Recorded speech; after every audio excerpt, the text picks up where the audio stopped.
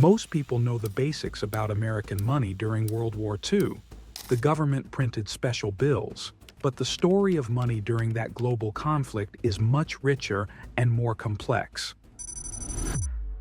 Beyond the well-known emergency banknotes, the US Treasury and its printer, the Bureau of Engraving and Printing, BEP, were incredibly busy. The war was a monster that needed to be fed with billions of dollars. The federal budget exploded from a modest $9 billion in 1940 to a staggering $90 billion just 5 years later. It was a financial upheaval that demanded quick and creative solutions. The attack on Pearl Harbor in 1941 was a shock to the nation, but it was just one piece of a larger puzzle of Japanese aggression.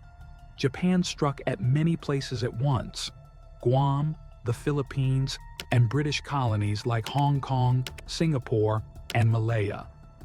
These lands fell under Japanese control, reshaping the world map. America's entry into the war meant all hands on deck for the BEP. The first big challenge was figuring out how to pay for the war. World War II was an incredibly expensive conflict. The United States alone spent over $300 billion. That's the same as over $5.3 trillion today. It was an enormous task, requiring clever thinking and rapid action. So, one of the first steps was to increase taxes. People had to pay more. A new tax called the victory tax was added in 1943. To make it easier, the government started automatically taking taxes out of people's paychecks. But even with higher taxes, the government needed more money.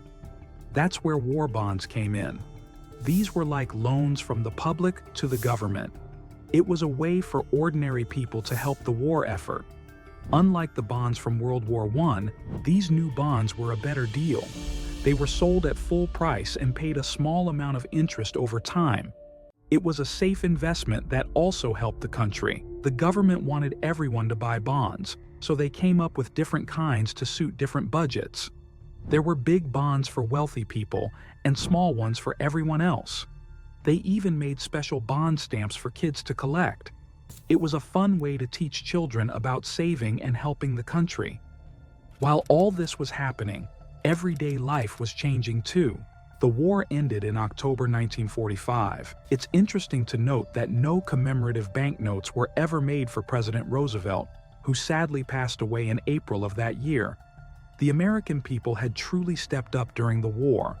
Out of a population of over 130 million, an incredible 85 million bought war bonds, totaling a massive $185 billion. That's over $2,000 per person in today's money, at a time when the average yearly income was also around $2,000. The patriotism and sacrifice of ordinary Americans were essential to the war effort. While the BEP focused on war bonds, they still had their regular jobs to do. The war led to a huge increase in mail, so more stamps were needed. Plus, with the booming wartime economy, demand for paper money skyrocketed. To meet this demand, the BEP even dug up an old stockpile of $29 million in banknotes from 1929 that had been sitting in a treasury vault since 1935. But the war created new challenges for the BEP. With the threat of a Japanese invasion, the government decided to take a drastic step, removing all regular US money from Hawaii and replacing it with special banknotes. These bills looked like normal money, but had Hawaii printed on them in big letters. It was a way to protect the Hawaiian economy in case of an attack. These special Hawaiian banknotes were only used for a short time. By the end of 1944, the threat had passed, and regular money was allowed back in Hawaii.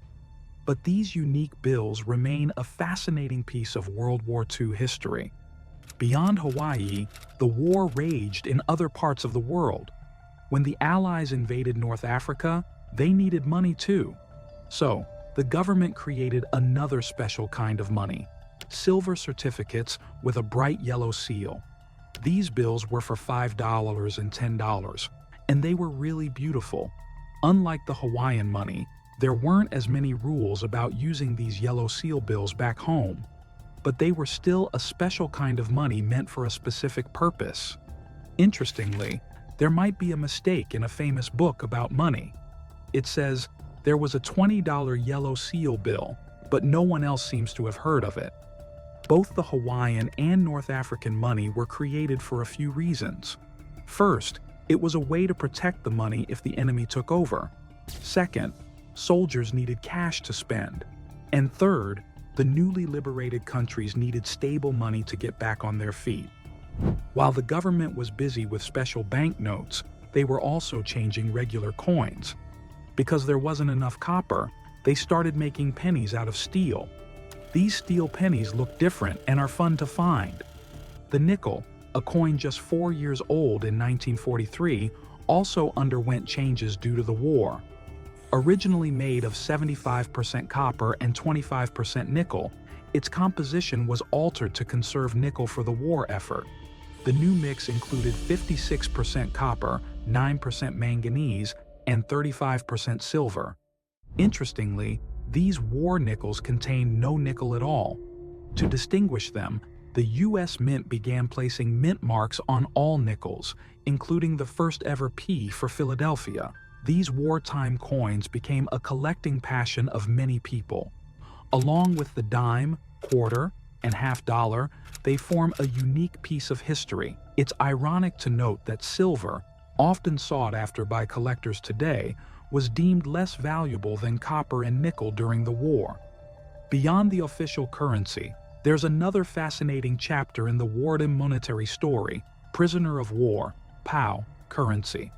Over 425,000 German, Italian, and Japanese POWs were held in over 700 camps across the United States. To manage their labor, a system of camp-issued currency called chits was created. These paper vouchers allowed prisoners to purchase goods and services within the camp. As a final twist, the Bureau of Engraving and Printing conducted a secret test in 1944 using $1 silver certificates. In June 1944, the Bureau of Engraving and Printing, BEP, conducted a mysterious experiment with $1 silver certificates. These bills were marked with either an R or an S. The R stood for regular, while the S was for special, but not because of the paper. The special bills had a secret ingredient, a mix of melamine resin and titanium dioxide. Over 1.8 million bills of each type were printed and sent to Chicago. But the experiment was a flop. After nearly 2 years, less than 10% of the bills had been returned to the Treasury. People loved the novelty of the red R and S and held on to them. This wasn't the first time the BEP experimented with paper. Earlier tests in 1933 and 1935 with different paper blends for $1 silver certificates also failed to produce useful results. The story of American currency during World War II is far from over. The United States also printed money for Allied forces around the world. That's a story for another time. Thanks for watching. Don't forget to like, subscribe. If you want to know more about this topic, comment more in the comments section. From the crazy challenge of paying for a giant war to the weirdness of secret money and coins made of strange stuff, there's a lot more to the story than just special bills. It's a tale of how people came together, sacrificed, and got really creative to keep things running. See you next time.